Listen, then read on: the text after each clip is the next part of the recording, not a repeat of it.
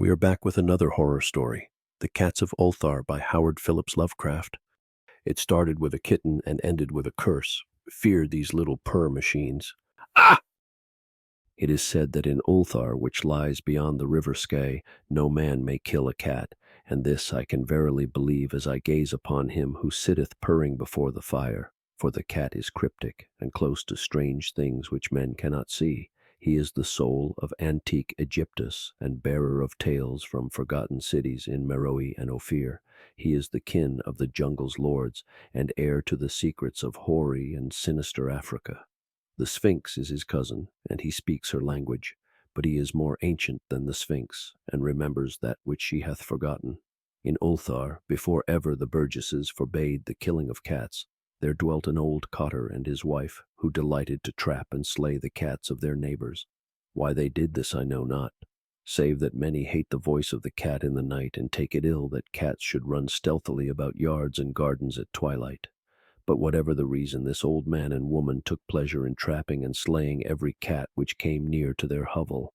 And from some of the sounds heard after dark, many villagers fancied that the manner of slaying was exceedingly peculiar. But the villagers did not discuss such things with the old man and his wife, because of the habitual expression on the withered faces of the two, and because their cottage was so small and so darkly hidden under spreading oaks at the back of a neglected yard. In truth, much as the owners of cats hated these odd folk, they feared them more, and instead of berating them as brutal assassins, merely took care that no cherished pet or mouser should stray toward the remote hovel under the dark trees. When through some unavoidable oversight a cat was missed, and sounds heard after dark, the loser would lament impotently, or console himself by thanking fate that it was not one of his children who had thus vanished. For the people of Ulthar were simple, and knew not whence it is all cats first came. One day a caravan of strange wanderers from the south entered the narrow cobbled streets of Ulthar. Dark wanderers they were, and unlike the other roving folk who passed through the village twice every year. In the marketplace they told fortunes for silver, and bought gay beads from the merchants. What was the land of these wanderers none could tell, but it was seen that they were given to strange prayers, and that they had painted on the sides of their wagons strange figures with human bodies, and the heads of cats, hawks, rams, and lions. And the leader of the caravan wore a headdress with 2 horns, and a curious disc betwixt the horns. There was in this singular caravan a little boy with no father or mother, but only a tiny black kitten to cherish. The plague had not been kind to him, yet had left him this small furry thing to mitigate his sorrow, and when one is very young, one can find great relief in the lively antics of a black kitten. So the boy, whom the dark people called Menes, smiled more often than he wept as he sat playing with his graceful kitten on the steps of an oddly painted wagon.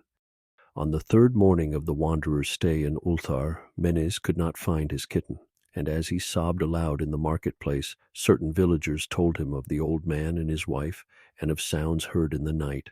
And when he heard these things, his sobbing gave place to meditation, and finally to prayer. He stretched out his arms toward the sun, and prayed in a tongue no villager could understand, though indeed the villagers did not try very hard to understand, since their attention was mostly taken up by the sky and the odd shapes the clouds were assuming. It was very peculiar, but as the little boy uttered his petition, there seemed to form overhead the shadowy, nebulous figures of exotic things, of hybrid creatures crowned with horn-flanked discs. Nature is full of such illusions to impress the imaginative. That night the wanderers left Ulthar and were never seen again, and the householders were troubled when they noticed that in all the village there was not a cat to be found.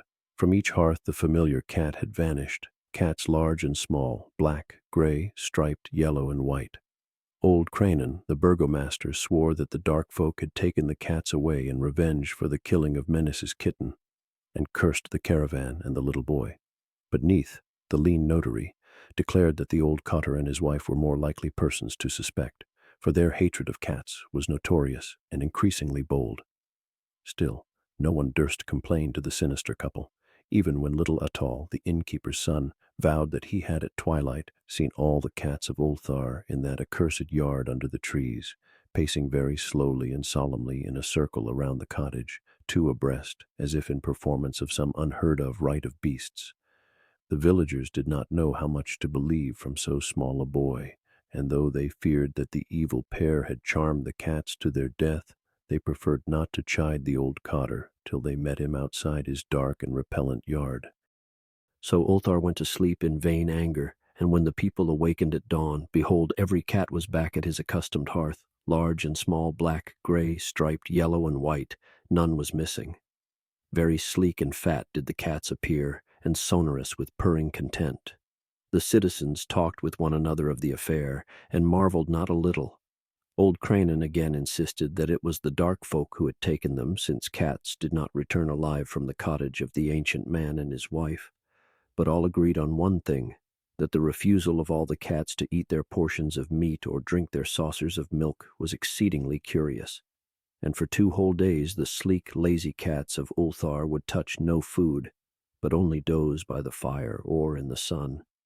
It was fully a week before the villagers noticed that no lights were appearing at dusk in the windows of the cottage under the trees. Then the lean Nith remarked that no one had seen the old man or his wife since the night the cats were away. In another week, the burgomaster decided to overcome his fears and call at the strangely silent dwelling as a matter of duty, though in so doing he was careful to take with him Shang the blacksmith and Tool the cutter of stone as witnesses, and when they had broken down the frail door, they found only this: 2 cleanly picked human skeletons on the earthen floor and a number of singular beetles crawling in the shadowy corners. There was subsequently much talk among the burgesses of Ulthar. Zath, the coroner, disputed at length with Neith, the lean notary, and Cranen and Shang and Thul were overwhelmed with questions. Even little Atal, the innkeeper's son, was closely questioned and given a sweetmeat as reward. They talked of the old cotter and his wife, of the caravan of dark wanderers, of small Menes and his black kitten, of the prayer of Menes and of the sky during that prayer, of the doings of the cats on the night the caravan left, and of what was later found in the cottage under the dark trees in the repellent yard. And in the end, the burgesses passed that remarkable law which is told of by traders in Hatheg and discussed by travelers in Nir, namely, that in Ulthar no man may kill a cat. And with that we reach the end of this story. Nobody should kill a cat anyway.